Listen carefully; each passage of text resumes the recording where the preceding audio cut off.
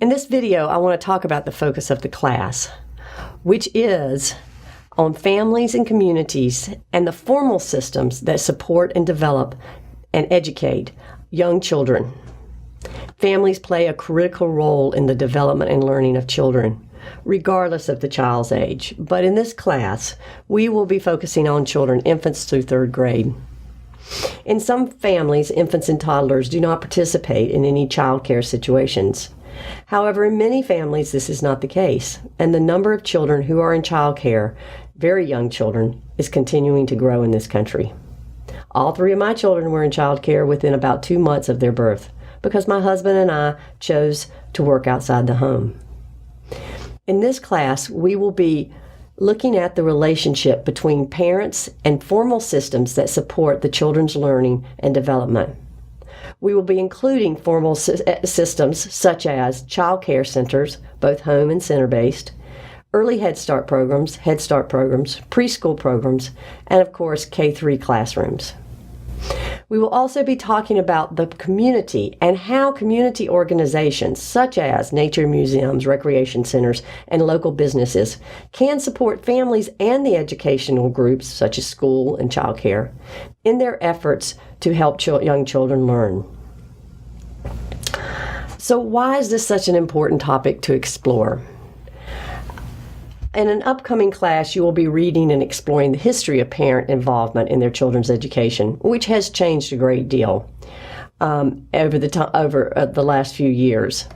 But now I want to take a minute to talk about why it is important. In the video that was assigned for you to watch this week, we heard folks talking about the importance of why families and educational systems need to work together in order to have the greatest impact for children's learning.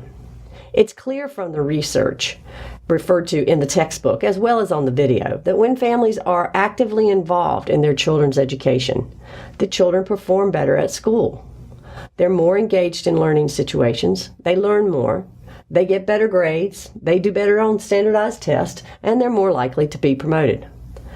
The link between parent engagement and child learning isn't rocket science. Parents who are involved with their children's education spend more time talking to them about what it is they're learning. They ask the children to demonstrate what they're learning, and they read more books to their children. And those are just a few examples. And for some parents, they are there and ready to work with the educational system to do what it takes to help their children. The hard part is to engage and build with relationships with families who appear not to be engaged in the educational system.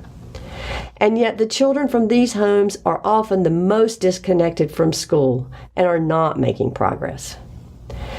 Teachers working with these children need a set of skills and strategies to help them build and sustain relationships with these families, so families feel comfortable enough to work closely with the school to support their child's learning.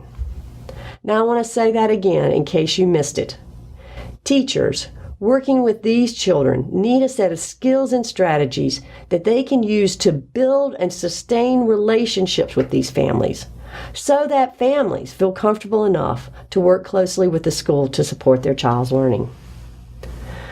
So the majority of the work that we do in this class will focus on helping you develop skills and strategies to be able to do this.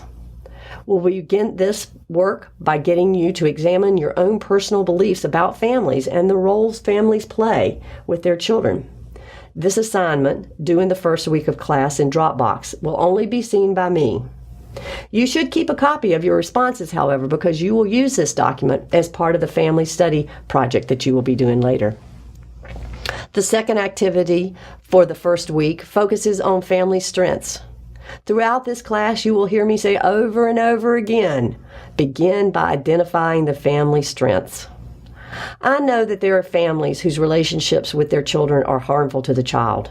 In those cases, it is our job to support the system to find a safe place for the child and then to support the child as he goes through this terrible adjustment. I also know that there are many, many families that we consider very difficult who love and care for their children as best they can. Sometimes it doesn't appear to us that they're doing much, but these are the families who we need to reach. They are the families who with support from educators, can and will provide the support their children need to learn and to reach their greatest potential. But our job as educators is to do all we can for these families so they can help their children. We start this work by building a relationship with a family, one family at a time. One important strategy is to start looking for family strengths. I promise you, if you never look for the strengths in a difficult family, you will never find them. You must change the lens through which you view the families and begin to find those strengths. The discussion prompt for this week is designed to encourage you to start that process.